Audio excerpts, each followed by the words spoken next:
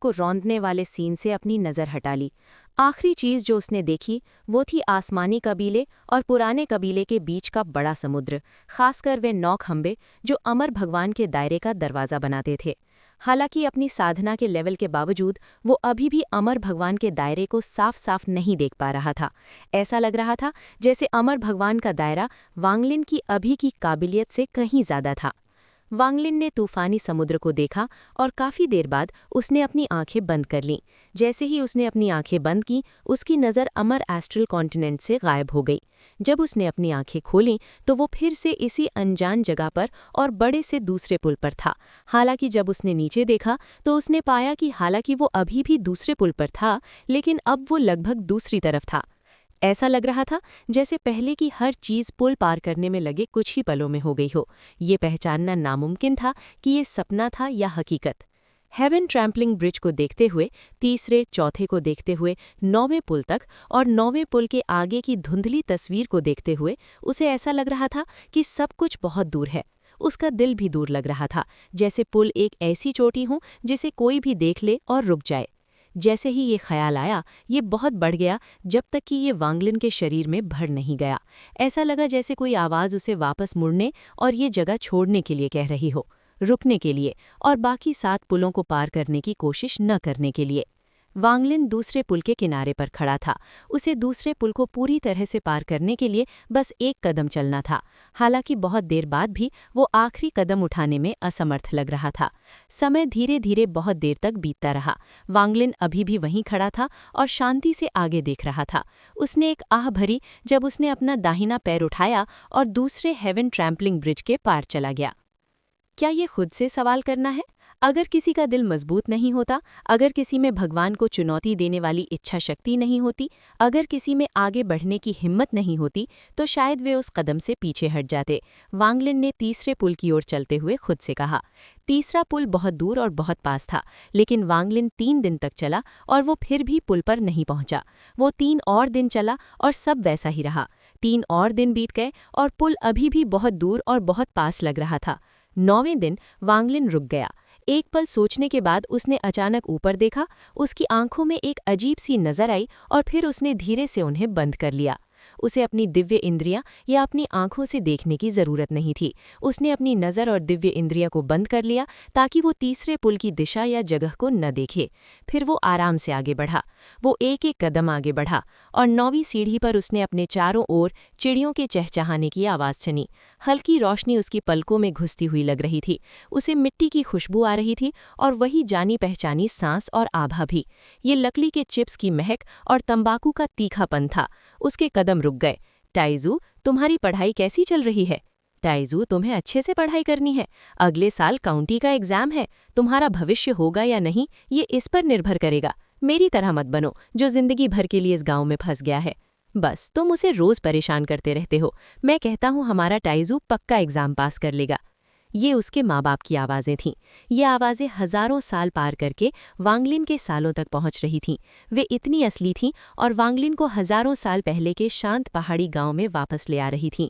वांगलिन चुपचाप वहीं खड़ा अपने माँ बाप की आवाज़ें सुन रहा था। अनजाने में उसकी आंखों से आंसू बह रहे थे।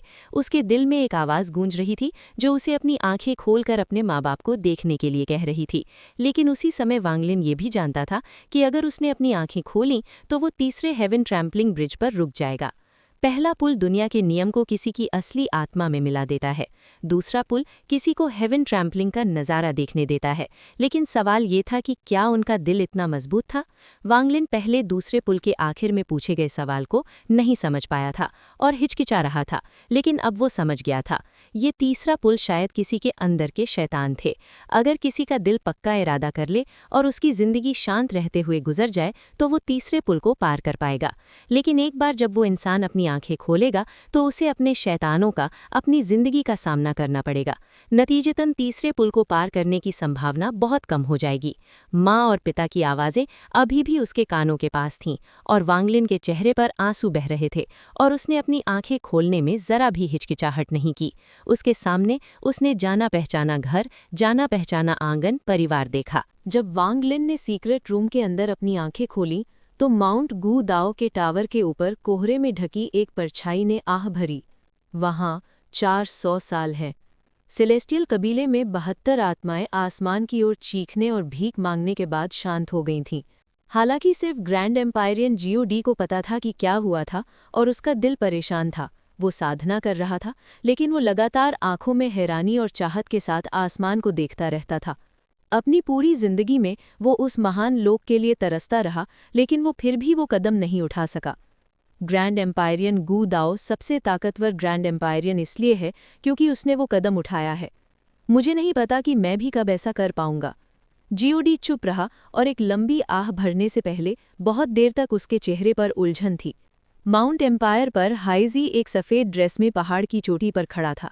उसके कपड़े हवा में नाच रहे थे और उसकी आंखों में झिझक और उलझन थी। पिछली भविष्यवाणी के दौरान उसे कुछ जाना पहचाना सा लगा। उसने जीओडी के बारे में इसके बारे में नहीं बताया था क्योंकि उसे भी लगा कि ये सिर्फ एक भ्रम है। प्राचीन कबीले में ओरिजिन माउंटेन पर प्राचीन शी शाही राजधानी के बाहर ग्रैंड एम्पायरियन सोंग तियान का चेहरा पीला पड़ गया था। उसने उलझी हुई नज़र से दूर देखा और पता नहीं वो क्या सोच रहा था। टिक टीचर, ची मान की झिझकती हुई आवाज़ उसके पीछे से आई। मेरे लिए चुप रहो। सोंग तियान ने मुड़कर ची मान की बातों को बीच में नहीं रोका। वो अभी कुछ भी नहीं सुनना चाहता था। उसे सोचना था कि 36 देशों में हो रही उथल पुथल का वांग लिन से कोई लेना देना है। हालांकि उसे नहीं लगता था कि इसका कोई कनेक्शन है, लेकिन थोड़ा चांस था कि ये वांग लिन ही था। ऐसे में उसे अपने फैसले लेने और सोचने का तरीका बदलना होगा। छोड़ो, मैं उससे मिलने जाकर पता करूंगा। एक पल बाद सोंग तियान की आंखें चमक उठी और उसने अपना दाहिना हाथ उठाया। जैसे ही उसने आसमान की तरफ इशारा किया, एक जोरदार गड़गड़ाहट गूंजी और चारों तरफ से ताकत इकट्ठा हो गई। जब बादल छट गए तो आसमान में एक बहुत बड़ी दरार फट गई। दरार से एक बड़ा सिर निकला। ये सिर हरा था और इसके 2 सींग थे। ये एक पुराना शैतान था। बहुत सारी काली गैस ने पुराने शैतान को घेर लिया और जैसे ही वो दहाड़ा, दरार से 2 बड़े पंजे निकले। इसने दरार को और भी चौड़ा कर दिया और उसका पूरा शरीर बाहर निकल गया। इसका शरीर 1 लाख फीट ऊंचा था और बाहर निकलने के बाद इसने दहाड़ लगाई और फिर सोंग तियान के सामने घुटने टेक दिए। अपने सामने बड़े पुराने शैतान को घूरते हुए सोंग तियान की आंखें चमक उठीं। उसके बाएं हाथ ने उसके माथे को छुआ और हरी रोशनी की एक किरण पुराने शैतान की ओर निकली और उसकी भौहों के बीच गायब हो गई। सोंग तियान आंखें बंद करके बैठ गया, लेकिन पुराने शैतान की आंखों से एक भयानक रोशनी निकली। जब वो दरार में वापस गया और गायब हो गया तो उसका चेहरा उदास था। जिस पल पुराना शैतान गायब हुआ, वांग लिन ने लुओ हुओ देश में एक गहरी सांस ली। उसकी आंखें पक्के इरादे से भरी थी और अपने शरीर का साधना लेवल चेक करने के बाद एक पल बाद उसने भौहीं चढ़ा ली। वो बता नहीं पा रहा था कि वो अब किस साधना लेवल पर है। वो पीक वॉइड ट्रिब्यूलेंट पार कर चुका था, लेकिन अभी ग्रैंड एम्पायरियन नहीं बना था। उसे लगा कि तथाकथित ग्रैंड एम्पायरियन उसकी अभी की हालत से आधा कदम दूर है। ये आधा कदम बहुत छोटा लग रहा था, लेकिन असल में एक बड़ा गैप था जिसे पार करना बहुत मुश्किल था। आधे रास्ते स्वर्ग में रौंदते हुए वांग लिन ने अपनी कनपटियां रगड़ी और उसने सेलेस्टियल एम्परर की आत्मा को देखा, जिसे वो 100 साल से अपनी सोल फायर में रिफाइन कर रहा था। पूर्वजों का श्राप अभी भी बना हुआ था और उसे अपने पिछले साधना लेवल के साथ रिफाइन करना मुश्किल लग रहा था। इस पल उसकी आंखें चमक उठी और उसका दाहिना हाथ सेलेस्टियल एम्परर की आत्मा की ओर बढ़ा।